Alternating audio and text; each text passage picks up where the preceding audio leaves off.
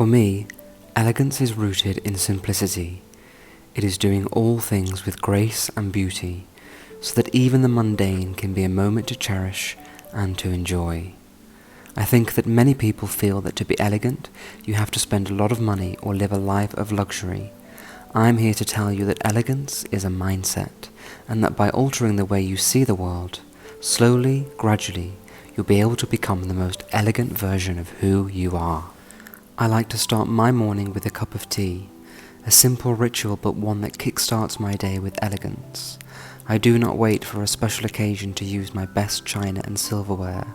Every single day is a precious moment, and I want to enjoy these beautiful things as often as possible.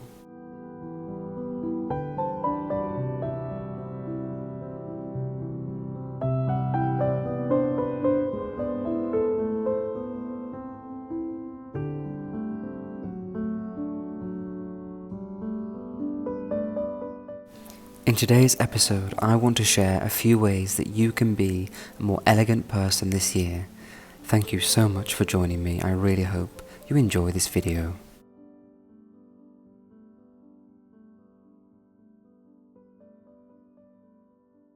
Now, when it comes to living an elegant life, I've always said that doing the most boring and menial tasks with the greatest of love and care is what makes life truly beautiful and therefore more elegant. One of the things that I really love to do here at home is to entertain. So have people over for either breakfast, lunch, dinner or drinks and give them a beautiful time. And one of the ways that I do that is by making sure that my table setting is absolutely the best it can be.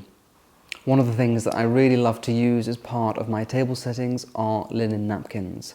I think it shows your guests that you've really cared about them and taken the time to create something beautiful. It's also not something that we use in our everyday lives, so it makes the occasion even more special. So when it comes to taking care of our linen napkins, I wanted to show you how I do that so that they can look their very best and give you a more elegant life for this year. So it is very simple how we do this. I've got some linen napkins here that I have washed after my last party. As you can see, they're looking very white and clean, but they're all crumpled and not looking their best. So what I like to use is quite an old-fashioned method called starching. Now you can buy starch in a can from a supermarket and you would just spray it onto the napkin after you've washed it, and then when you press it with the iron it will look quite nice. But the best way is to use proper old-fashioned linen starch. So the way that you use this is you can either do it in two ways. You put it into the washing machine with your wash and your linens will be nice and crisp when you press them, or you can wash them first and then do the method that I am going to show you. So we're going to do that now, and I hope you'll be able to see the difference that this makes to your linens.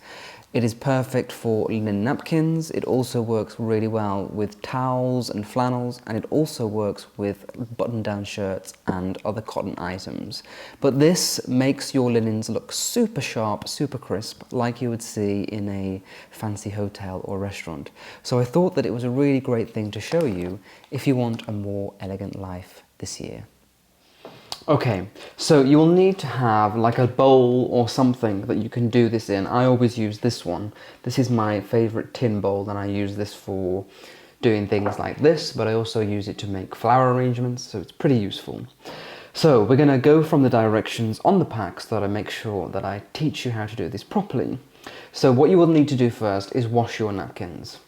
These are all been washed, but they haven't been starched, so they're perfect to show you. Now what I always like to do with mine when I wash them is put them on the highest setting, so 90 degrees, on a white wash, and they come out very, very clean. You can also add a little bit of bleach into your wash if you want them super white. So let's start. So it says to, after washing, spin out, wring your articles. Mine have dried, so that's okay.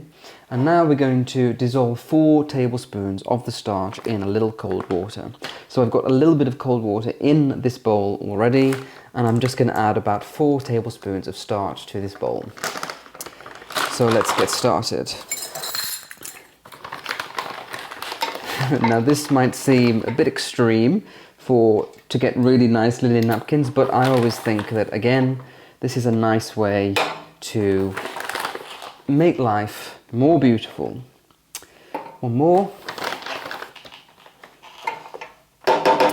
And then once you've added it in, I always like to give it a nice good stir to make sure that everything is dissolved inside.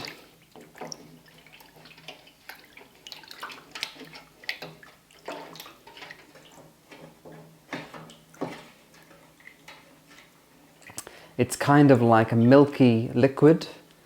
That's what you need to have, and just keep stirring until all of the lumps, you can feel that all the lumps are gone.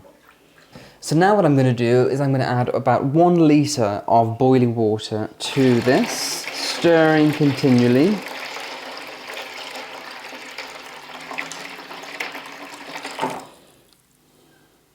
Yeah, a bit more.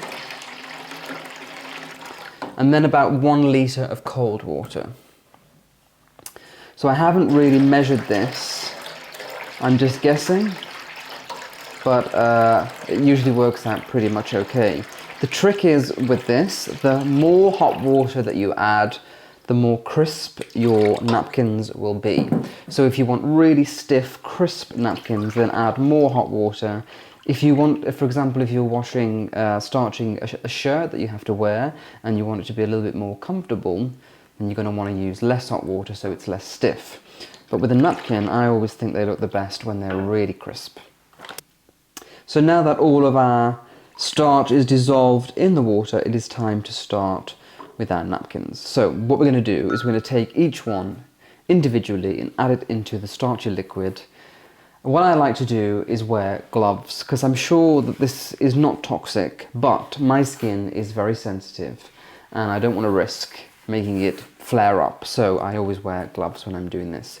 So you just simply take each napkin individually, put it into the liquid, and then we're going to just rinse it through, keep pulling it in and out of the starchy water until it's fully coated. And you can actually see on the napkin when you do this that it starts to become shiny. That's what you want. So it doesn't have to be very long in the water. We're just going to dip it in and out. It's quite a therapeutic process. And then we're going to just wring it dry as best as possible.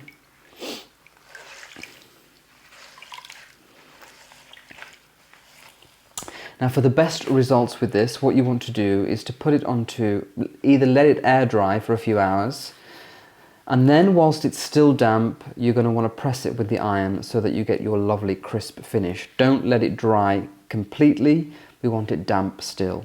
So I am going to pop these on the radiator because it's very cold and damp here in Edinburgh. It's going to take hours and hours for these to dry. So I'm going to pop them onto the radiator, and then when they're just about still damp, we're going to press them and they will look perfect. So another quite menial task that isn't perhaps so pleasant but will really make your life more elegant if you see it as something to beautify your life is polishing silver. Now silver is something that I like to collect. I think whether it's a teapot like this or a little pencil pot holder, it just adds a little bit of shine and sparkle to your decor, and I think is a really nice addition to the house. But the thing is with silver is that it does tarnish with time. So when I first had this pencil pot, it was gleaming. Without touching it, doing anything, being away, it slowly tarnishes and doesn't look very nice. But you can easily clean this up and it will come back to its original shine. It just takes a bit of effort, but it's well worth it. So I'm going to polish a few of these silver things today. This is a messy job, so make sure that you have a space that you're not too precious about. Cover it with a piece of paper or newspaper, and always wear gloves. So this is a very simple exercise. This silver polish is just from the supermarket. You don't need to get it from any fancy store. There are more traditional methods, but this one is very modern and it works really well. So this is Goddard's long-term silver polish, and I'm just going to read how simple it is. You shake well and then apply it with a soft cloth until the tarnish is removed. Allow the polish to dry and then you're going to buff it with a clean cloth. So I'm going to start first with this silver pencil pot holder because it is probably the muckiest thing that we have. So just pop these in there for now.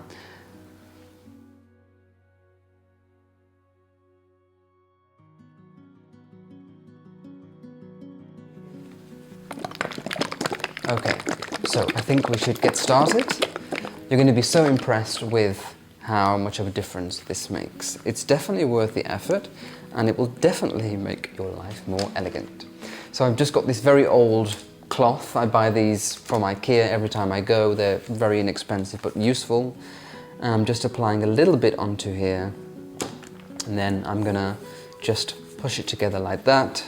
So you've got a little bit on there, and I'm just gonna rub through like this, all around.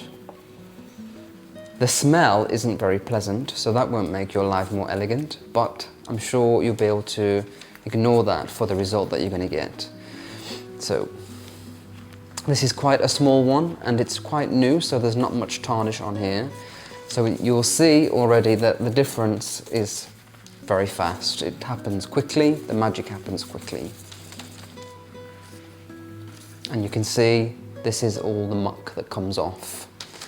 So I'm just going to give that a little bit of a dry with the clean side of the cloth. Doesn't need to dry too long, and then we're going to use this to polish it up. Give it a really good polish.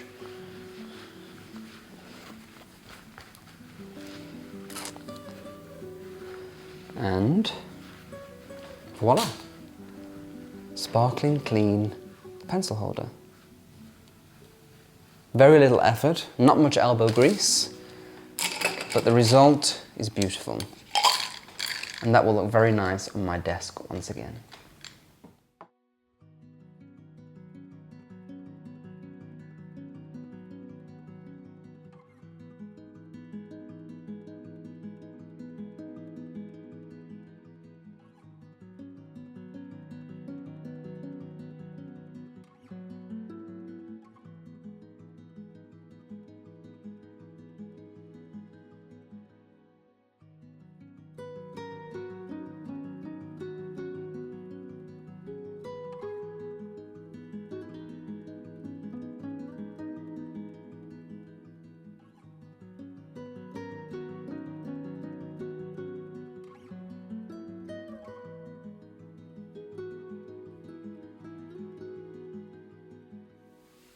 So I've left my linen napkins to dry for about half an hour on top of a radiator, and they're just damp now. They're almost dry.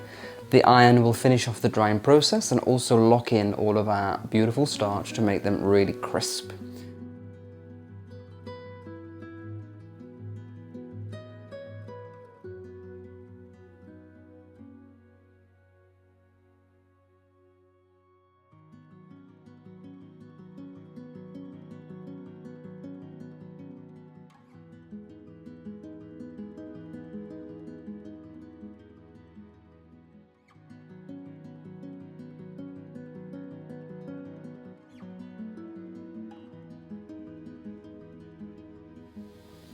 And there we have a beautiful, crisp napkin that is stiff. You can fold it, it's lovely, beautiful. Now when it comes to elegance, I've always said that one of the most elegant attributes that you can have is kindness. And I truly believe that if you are a kind person and do nice things for other people, the elegance is just going to exude from you, and people are just going to see you as this very elegant person. So I'm just about to do something kind for one of my neighbours. My upstairs neighbour isn't feeling so well, so I know she likes chocolate cookies, and I know that when I'm ill, all I want to do is eat comfort food. So I am going to make some very simple but delicious chocolate cookies, put them in a nice little basket, and just take them upstairs for her to enjoy while she's recovering. And I think that will really cheer her up. So let's do this together. It's very simple. We have just a few ingredients. We're going to start by taking the butter and the sugar, putting it into the mixer, and we're going to mix it together until it's light and fluffy. So I'm putting in our butter and our soft brown sugar, which is always my favourite thing to bake with. I just love the fudgy smell of this, and it always makes the best gooey cookies. So using our paddle attachment, we're just going to mix these together now till light and fluffy. Okay, So that is nicely mixed together.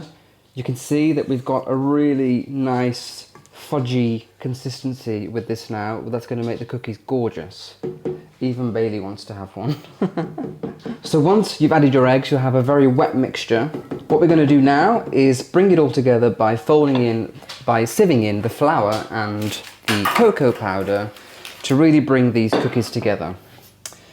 So it's best to sieve this through, add a few spoonfuls at a time, and then sieve it through. And now the cocoa powder.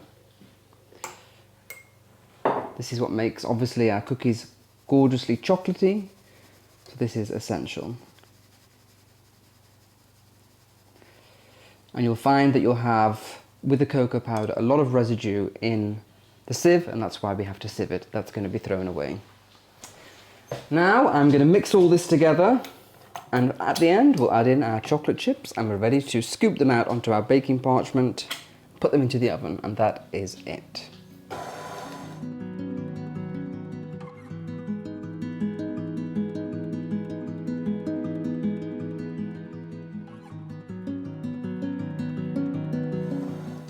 So our cookies are baked, and I'm very happy with how they've turned out. They're kind of like a cake cookie, so they've got the texture of a cake, quite dense, very chocolatey. I've had one. I always have to test them before I send them off to my friends or neighbours, and they're very nice, very nourishing if you're not feeling well. So what I'm going to do is I've just got this little basket here. I'm going to put them into here. I've also got one of my garden collection napkins.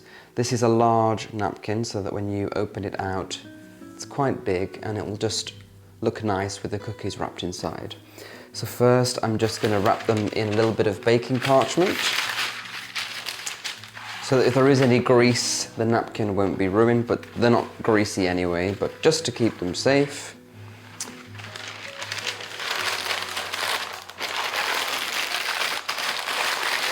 They can go in there, and then I'm just going to put the napkin on top of the basket and fold it over, just very casually, like that. And that makes a nice little gift for someone who is perhaps unwell or not feeling their best. It's a very elegant thing to do. I'll pop a note on top, and that is that.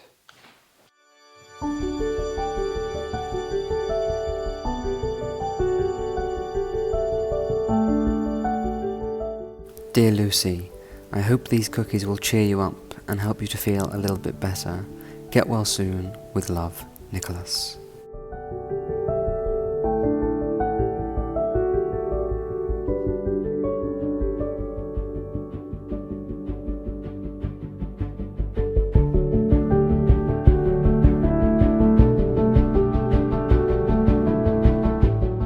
At the end of the day, I like to wind down as much as possible. I take a moment at my desk to journal, either writing down my thoughts or some things that I want to achieve in the day or coming week. It really helps me to relax, unwind and reflect, something that brings elegance to my life.